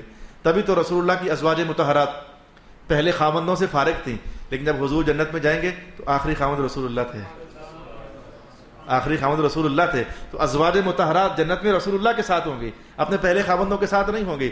پہلی شریعتوں کا دستور بھی یہی تھا اور اس شریعت کا دستور بھی یہ۔ میں بہت خوش ہوا، یہ میرے علم اضافہ ہوا، بڑا خوش ہوا میں کہ اچھا کہا کہ دیکھو میں نے پہلے چلے جانا ہے، موسیٰ علیہ السلام بیان کر رہے ہیں میں نے پہلے چلے جانا ہے اور میرے پھر اگر میرے ساتھ جنت میں رہنا پھر شادی نہ کرنا، اگر شادی کرو گے تو پھر اس خامند کے ساتھ ہوگی، اگر میرے ساتھ رہنا تو پھر ایسے ہی آپ کو وقت گزارنا پڑے گا۔ یہ ایک روایت کے الفاظ میں نے آپ کو بتائے۔ میں نے آپ سے پہلے کہا تھا سورۃ القصص میں جناب موسیٰ علیہ السلام کی جو راز کہانیاں آئی ہیں نا یہ واقعی ادھر ہی کا حق ہے، بڑے بڑے راز ہیں جو کہ اس صورت کے اندر، اور پھر کچھ باتیں سرکار دو عالم علیہ الصلوۃ والسلام نے منکشف فرمائی ہوئی ہیں، میں آپ کی خدمت میں پیش کرتا چلا جا رہا ہوں۔ تو کہا کہ ہم مہمان کھانا کھلانا، اماں جان نے ہارون علیہ السلام سے کہا جاؤ بھائی مہمانوں کو لے کر آؤ، ظاہر نبی کی ماں ہے، مہمانوں کو لے کر آؤ بھائی، مہمانوں کا حق ہے کھانے میں۔ بھائی تشریف لائے، کہا آئیے اندر، پہچان ہی نہ سکے یہ میرا بھائی ہے، پہچان ہی نہ سکے۔ میں نے کہا کپڑا رکھا ہوا تھا، اور موسیٰ علیہ السلام اندر تشریف لے کر گئے تو رات کا ٹائم تھا اور روشنی کا ہجوم ایسے تو نہیں تھا۔ موسیٰ علیہ السلام اندر گئے تو باتیں شروع ہوئیں، کھانے کی بات ہوئی۔ پہلے ہی جملے میں، وہ پیارے ہو ماں تو پہچان لیتی ہے، پہلے ہی جملے میں کہا میرا موسیٰ آ گیا۔ ابھی کوئی بات ہی ایک ہی بات ہوئی تو ماں نے کہا میرا موسیٰ آ گیا، ہائے میرے صدقے جب ہی لگا۔ جناب موسیٰ علیہ السلام ماں کے ساتھ اللہ اکبر وہ چمٹتے ہیں اور پھر جو آنسو گرتے ہیں وہ گرتے ہیں۔ تو ایک یہ کہانی بھی کہنے کے بعد میں اب پہنچ گیا ہوں وہاں، میں نے یہ بڑی تیز کہہ دی ہے، حالانکہ اسے مجھے کھل کر کہنا چاہیے تھا، لیکن کچھ مقصد آپ کو سمجھ آ گیا۔ اب جہاں پہنچنا چاہتا وہ، تو جب موسیٰ علیہ السلام یہاں سے چلنے لگے ہیں نا تو اللہ پاک نے کہا آپ کو نبوت کا منصب دے دیا تو جائیں جا کر فرعون سے ٹکر شکر لینی ہے تو اس کو سمجھانا ہے، تو پھر آپ کا جیسا جہاد آپ کے لیے ہم نے رکھا ہوا، پہنچے وہاں، یہ 2 معجزے ہیں۔ تو موسیٰ علیہ السلام کو یاد آیا کہ بچپن میں ایک تو یہ کہ میں نے انگارہ، وہ آپ کو میں نے کہانی سنائی تھی، زبان پر رکھ لیا تھا، تو زبان پر کچھ داغ تھا جس کی بنیاد پر باتیں کرنے میں روانی نہیں رہی تھی اس طرح کی، تو کہا کہ اے اللہ تعالیٰ میری زبان میں وہ چیز ہے، تجھے پتہ ہے وہ جو میں نے کوئلہ منہ میں رکھ لیا تھا، تو میرے بھائی ہارون کو اگر ساتھ میرا مددگار بنا دیا جائے تو مہربانی ہو جائے، میرے بھائی ہارون کو مددگار بنا دیا جائے مہربانی ہو جائے۔ قرآن الفاظ یہ تھے فَأَرْسِلْهُ مَعِيَ رِدْءً، اسے میری مدد کی خاطر رسول بنا دیا جائے، اسے میری مدد کی خاطر رسول بنا دیا جائے۔ اس جملے پر میں نے آپ کو وہ کہانی کہانی پہ میں جاتا ہوں، اسے میری مدد کی خاطر رسول بنا دیا جائے۔ رب کائنات کا سنشد عضدک بأخیک، ہم نے رسول بنا دیا، حاصل کلام، انہیں ہم نے آپ کی دعا پر رسول بنا دیا۔ ائمہ تفسیر نے کہا کہ پاک زبانوں کی یہ تاثیر ہوتی ہے، اب یہ درجہ تو نہیں ہو سکتا لیکن اس سے کم درجے ہو سکتے ہیں۔ پاک زبانوں کی یہ تاثیر ہوتی ہے کہ اے اللہ اس کو نبی بنا دے، تو نبی نہ بھی ہو تو اللہ نبی بنا دیتا ہے۔ پاک زبانوں کی یہ تاثیر ہوتی ہے اے اللہ اس کو ولی بنا دے، بندہ ولی نہ بھی ہونا اللہ ولی بنا دیتا ہے۔ اس پر جو بات آپ کو بتانی تھی وہ یہ تھی، میرے استاد گرامی حضرت علامہ پیر سید ریاض حسین شاہ صاحب دامت برکاتہم القدسیہ، آپ کے بھی استاد گرامی ہیں، آپ نے بھی کئی آیات ان سے سیکھی ہوئی ہیں، لیکن مجھے خوشی ہے کہ میرے استاد گرامی پڑھے لکھے اور اہل دانائی شخصیت ہیں۔ تو فرماتے ہوتے تھے کہ جملہ آپ کو ہضم نہ ہو سکا تو واپس کر دینا، لیکن ثابت قرآن سے ہے اور حدیث سے ہے، ہضم نہ ہو سکا تو واپس کر دینا۔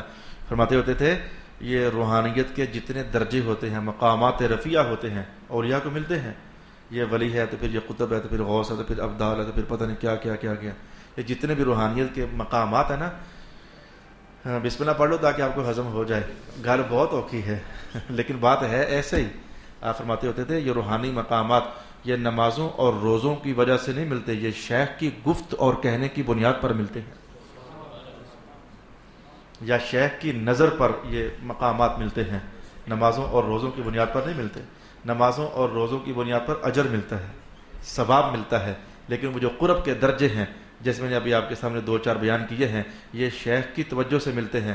تو ہم اسٹوڈنٹ لوگ ہوتے ہیں، ہم نے تو کہنا ہوتا ہے شاہ صاحب اتنی اوکھی بات آپ نے فرما دی، نمازوں سے یہ مقامات نہیں ملتے، ہمیں سمجھ نہیں آتی، یہ آپ نے یعنی طالب علم کا حق ہوتا ہے پوچھے استاد صاحب یہ اتنی بڑی بات آپ کے، یہ تو ایک دم سے بات سمجھ آنے والی نہیں ہے۔ نماز پڑھنی ہے، میں نے یہ نہیں کہا بچوں نماز پڑھنی نہیں ہے، پڑھنی ہے، لیکن بتا یہ رہا ہوں کہ نماز پڑھنے کی تاثیریں اور ہیں، جزائیں ملتی ہیں، ثواب ملتا ہے، جنت ملتی ہے، لیکن جو درجے ملتے ہیں، مقامات رفیع حاصل ہوتے ہیں، یہ شیخ کی گفت اور نظر سے ملتے ہیں۔ اب میں کہا شاید یہ بات سمجھ نہیں آئی، کہنا کیا بتاتا ہوں۔ ایک بندہ ابھی آیا اور اس نے آ کر کہا لا الہ الا اللہ محمد الرسول اللہ، حضور کی ذاتی اقدس کو نبی مانا اور ایمان قبول کر لیا، کیا بن گیا؟ صحابی بن گیا۔ نماز ایک نہیں بنی ہے، نماز ایک بھی نہیں پڑھی ہے ابھی تک، لیکن کائنات کے سب ولیوں سے افضل ہے یہ صحابی۔ دل ٹھنڈا ہو گیا، وہ جو جوش تھا نا سوال کا وہ دب گیا کہ صحابی بننے کے لیے نمازیں نہیں ضروری ہوتی ہیں، صحابی بننے کے لیے 100 حج کرو صحابی بن جاؤ گے؟ نہیں جی، کوئی ایسی کہانی نہیں ہے، یہ ہر مفتی کو پتہ ہے جو میں کہہ رہا ہوں، کوئی بندہ اس پر آبجیکشن نہیں کرتا۔ صحابی بننے کے لیے کروڑ قرآن کے ختم کرو صحابی بن جاؤ گے؟ جی کوئی ایسی کہانی نہیں ہے، صحابی بننے کے لیے حضور کے چہرے پر نظر ڈالنی پڑتی ہے، حالت ایمان میں۔ آپ کو سمجھ آ رہی ہے؟ حضور کی صحبت میں بیٹھنا پڑتا ہے، نابینا صحابہ دیکھ نہیں سکتے تھے لیکن حضور کی صحبت میں بیٹھنا پڑتا ہے، بس وہ بیٹھنے کی برکت سے اللہ تعالیٰ بندے کو مقام صحابیت عطا فرما دیتا ہے۔ تو اس میں کوئی شک نہیں ہے کہ یہ جو مقامات، اور نبیوں کے بعد سب سے بڑا مقام صحابیت ہے، جس میں کوئی شک ہی نہیں ہے۔ غوث بھی اس مقام کے بعد ہیں، قطب بھی اس مقام کے بعد ہیں، ابدال بھی اس مقام کے بعد ہیں، اوتاد بھی اس مقام کے بعد ہیں، لیکن بڑا ترین مقام جو ہے نبوت کے بعد، الوہیت کے بعد سب سے بڑا مقام نبوت کے بعد سب سے بڑا مقام صحابیت، لیکن یہ نمازوں سے نہیں ملتا، یہ حضور کی نظر سے ملتا ہے۔ تو یہ بات سمجھ آ جانی چاہیے۔ میں کہتا ہوں کہ مقام صحابیت نظر سے ملتا ہے، اور یار یہ تو ایک بات ہی الگ ہے، یہاں تو حال یہ ہے کہ کہہ کر اے اللہ نبی بنا دے، اللہ کہتے نبی بنا دیتے ہیں، یہاں تو نبوت بھی شیخ کامل کی گفت سے اللہ تعالیٰ عطا فرما دیتا ہے۔ اللہ تعالیٰ ہمیں کوئی بندہ نصیب کرے یار، بندہ، یقین جانو کہ بندہ نصیب ہو جائے نا، بندہ۔ اب پتہ نہیں نعت خان کدھر غائب ہے، مجھے کوئی شعر یاد نہیں آتا، تو ان سے پوچھتا ہے کیسے کہتے ہوتے ہیں کہ وہ کامل پیر جنہ دے، وہ کیسے ہے وہ شعر؟ کامل پیر جنہ دے، یعنی وہ محمد بخشا وہ نہیں ڈوبتے ہیں جن کے پیر کامل ہوتے ہیں. تو کامل سا بندہ نصیب ہو جائے نا تو اس کی گفت میں بڑی جان ہوتی ہے، اس کی نظر میں بڑی عطا ہوتی ہے اللہ تعالیٰ کی. یہ قرآن پاک سے بھی میں نے آپ کو کہنے کی کوشش کی ہے، اور میں نے آپ کو یہ اجماعی امت کا مسئلہ جو ہے وہ آپ کو کہنے کی کوشش کی ہے. اب میں آپ کو تھوڑا سا ہنساتا ہوں اور چلتے ہیں گھر اپنے. وہ ایسی چھوٹی سی بات ہی ہے، وہ بات ہی ایسی ہے تفسیر کی. یہ جو موسیٰ علیہ السلام نے یہ کہا نا، اے اللہ مجھے ڈر لگتا ہے کہ میں نے ان کا ایک بندہ مار دیا تھا، مجھے ڈر لگتا ہے کہ یہ کہیں مجھے قتل نہ کریں. میں نے تبلیغیں کرنی ہے، جانا ہے تبلیغیں کرنے کے لیے، اور میں انسان ہوں، بشری لباس میں ہوں، تو محسوس کرتا ہوں کہ کہیں وہ اس کے بدلے میں انہیں یاد نہ آ جائے تو پھر مجھے قتل کرنے کے لیے. رب کائنات نے کہا ہم نے آپ کا ڈر ختم کر دیا ہے. ائمہ تفسیر نے کہا رب کائنات کا کیا ہے، اللہ کا کیا جاتا ہے. وہ جناب موسیٰ کے دل سے وہ ڈر جو یہ تھا کہ مجھے یہ کہیں قتل نہ کرے، جواباً وہ ڈر نکال کر فرعون کے دل میں ڈال دیا. اللہ اکبر، فرعون کے دل میں ڈال دیا. ائمہ تفسیر نے کہا اب پھر ایسا ہوتا تھا. اب بھائی زیادہ ہنسنا نہیں ہے، مہربانی کرنا. بات ہے ایسے بے قابو ہونے والی، لیکن ہنسنا نہیں ہے. مفسرین کرام نے کہا کہ، اور مجھے غالب بھائی امام سیوطی نے کہا، یہ میں جو آج پڑھ کر آیا ہوں جو امام سیوطی نے یہ در منصور کے اندر کہا، جا کر پڑھ لو، میں نے حوالہ نہیں دیا تو پھر آپ میرے ساتھ بات کر لو.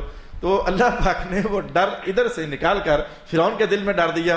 اب جب بھی فرعون جناب موسیٰ علیہ السلام کو دیکھتا ہوتا تھا، اس واقعہ کے بعد جب بھی فرعون جناب موسیٰ علیہ السلام کو دیکھتا ہوتا تھا تو جیسے گدھا مارے ڈر کے اس کا پیشاب نہیں نکل جاتا ہے، فرعون کا پیشاب نکل جاتا ہوتا تھا. جو امام جلال الدین سیوطی نے لکھا ہے، جا کر کے آپ پڑھ لیں تو اس کا جناب موسیٰ کو دے کر پیشاب، اے رب دیکھو پیشاب نہیں کر رہا ہے اس رب کا. اور یہ جھوٹا خدا دیکھو، ایک پیغمبر کی وہ.